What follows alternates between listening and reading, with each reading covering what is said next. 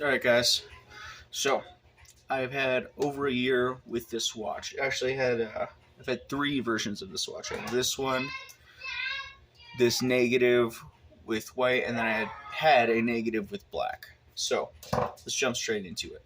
What is the reason that any of us look at this watch in the first place? It is these large numerals that are just absolutely wonderful. Because if, like me, you were born with crappy peepers, them bad seeing genetics, then this is huge. And the reason why is, for example, if you have a watch with normal size numerals like this, G-Shock 5600 square, it kind of, to me, because of my bad vision, no fault of the watch, feels like when I look at the time on my phone, I kind of have to stare at it an extra second to confirm what I'm seeing. And if you have bad eyes, you'll relate to that. And if you're watching this review, you probably have bad eyes. So let's jump straight into what I love about this watch. So first of all, the screen. It has those huge numbers that scream the time at you. It's hyper accurate. It's quartz. It's Casio. You already know that. On top of that, it has the day, date, and month. I love that so much because just to me, that is the ideal layout. I want the huge time, the day of the week, the date, month. It's just, or month, day. It's just perfect. This is exactly, if you made and designed a watch perfectly for David Rivera, this would be it in the digital platform, right? So there's that. Let's go ahead and jump into the features. The alarm, you have one alarm at the snooze. Let's see. You have that alarm. You have 2, 3, 4, 5 alarms and an hourly chime. So pretty standard stuff. Here is where it really stands out. It has a countdown timer that can go to 24 hours, right? So why that is so spectacular is because, so the reason I didn't upgrade or have not upgraded from the 5600 G-Shock Square to other G-Shock Squares is because they don't have the repeating countdown timer. This one does. So not only can I set a timer up to 24 hours to count down, I can set it to repeat. So why do I like the timer that goes repeating? There's just been a number of occasions in life for like medications or different things where I need it to repeat like every 4 hours. So with this, I don't have to think about like resetting it. I just set it to repeat. And not a lot of watches have this. It's super hit or miss. And to me, that's such an important feature that I enjoy. Secondly, why is it important to go to 24 hours instead of just 1 hour? Because there's oftentimes like at my job, if there's not enough workload for the day, they'll send most of us home. So by the virtue of that, then it would be like a 6-hour day. So you don't take a lunch break, you just go home at 6 hours. You miss out on an hour and a half of work, but at least you got to leave significantly early.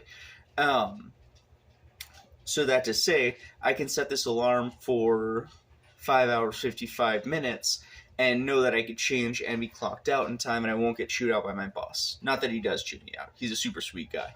But that to say, having a countdown timer over an hour is huge. So yeah, it has the perfect countdown timer, which is my favorite feature on a watch, aside from the time. We have a stopwatch, just, standard affair. Nothing too special there. And a dual time, which to a lot of guys this seems useless. To me, it originally did seem useless. But the thing about it is, let me unplug this real quick. The thing about it is, it doesn't have the day, date, anything like that. So I found myself on vacation with this watch. And I didn't want the day, the date, anything like that. I just wanted to be carefree, pretend time didn't exist, right? That's when this dual time came in. I don't have the date, I don't have the day, I don't have anything. I just have the time. And I really, really appreciated that feature. Some people want to actually have two different times. For me, that's never my use. But it's there if you want it. Also, before I forget, just have standard time, and then if you hit the start button, it'll go to military time. Before noon, there is no differentiation between the two. So, know that for what it's worth. But let's say you like reading in standard time, but then you want military time, or you need it to write something down for work. You just hit that start button, and you have it there. Now, physically, every button on here is so easy to push, which takes a giant dump on the 5600 and a lot of other watches from Casio and G-Shock. These buttons just protrude, they're easy to hit, but I've never once accidentally hit them by accident. Also, if I'm, let's say, I do a countdown alarm and then I want to go back to the main menu, I don't have to hit the button 17 times to do that. What I can do is just hold down this mode button and it'll take me straight there, which sounds like a small thing, but to me it's incredibly helpful and handy to have. And another thing, it's one of the most comfortable digital watches I have. Like sometimes with the 5600, these little screws, and it's just because of how my wrist is, I suppose, kind of dig into my wrist. Maybe it's the size of it, that the lug width is so large it doesn't do that, but this is such an amazingly comfortable watch, not only to wear day to day and work in, but this is also my designated like workout watch. Because for a long time there's a huge time aspect to my workout, so I was doing like circuit training, and this is just so comfortable to wear while I do that. It's like breathable, as you can tell, because the strap, it has all these holes in it. I wear my watches slightly loose, maybe more loose than a lot of people would, and it's just perfect for that. And it stays where it's supposed to be because the flat side is pretty much as wide as my wrist, so it just kind of stays where I put it. You know, it doesn't have to be super tight, and that adds to how amazingly comfortable this watch is.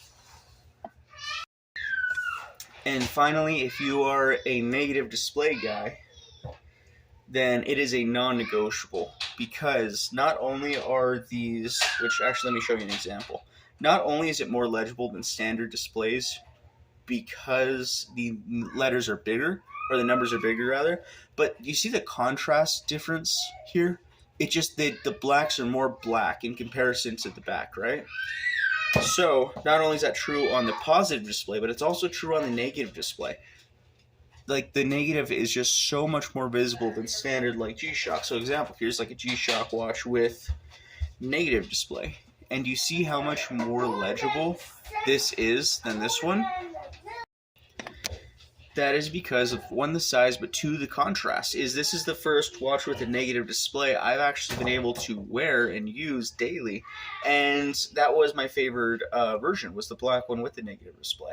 So that's all the pros of this watch, which are many. It's been over a year with these three watches, and I have only broken one of them, and that's where I'm going to jump into the cons, which is only one con. It's not a G-Shock. So do not buy it with the expectation that it will be as hardy as a G-Shock, because it's simply not. Like I said, it's been a year. I've had 3 of these. I only have 2 now because one washed out. What had happened was, so with my watches, I'm very hard on them. And then on top of that, when I'm done with the day, I'll take a shower, take my watch in with me, shower my watch as well, and take it off, clean it really deeply, and then, put it back on and go about my day. What had happened was, if you looked inside here, you could kind of see the flat side of the crystal. So I saw little cracks had formed in there, which I'm not sure if it was an impact that did that, or maybe a change in temperature, or what had happened. But basically, at first I got some fogging in there, so I opened it up, dried it out with a blow dryer, put it back on, and the very next day while taking a shower, it completely flooded out. So that to say, I have gone through one of these, but it might have been a lemon. It might have come with little micro cracks. I don't really know, but that to say, I did go through one of these in the year that I've had them. So that is the one con. Now you might say, oh, why don't you just use the, Mudman? Because the Mudman is the larger, G-Shock that to me would be most similar to this. The problem is, not only do I like the display and the features on this one, it has everything I need and nothing I don't need. I don't need a compass. I don't use an altimeter. I don't use any of that stuff. It has all the features that I want, none of them that I don't. It is actually has larger numerals and is more legible than the Mudman. Plus, I can get, for the price of one Mudman as of today, I can get 16.1 of these for one Mudman, right? Now, is there value to having a watch will never break regardless of what you do? Absolutely there is. That to say, if you are like me, you have multiple watches, like you have watches in your car, you have watches at work, you have watches at home, you have other watches. Gussie, please don't yell at Dada. Thank you. You have watches in different places. So I don't need. So if for some reason this watch failed due to not being, as hardy as a G-Shock, I could afford to have 16 of them. I could have another one in my car. I could have, different watches around. And on top of that, the user experience will be better during that time, right? So that is why I prefer this watch over, getting the Mudman or over different watches, because you get, to me, damn near a perfect watch at a price where if I went through one of these a year, every year consistently, then that's, $20 a year, which I spend far more than $20 a year on watches that I don't wear. So that's just not a huge deal, So, long and short, that's the review. So go ahead and comment below if you have this watch, if you've enjoyed this watch, if there's other watches with large display that you enjoy. But that is my 1 year pretty in-depth review.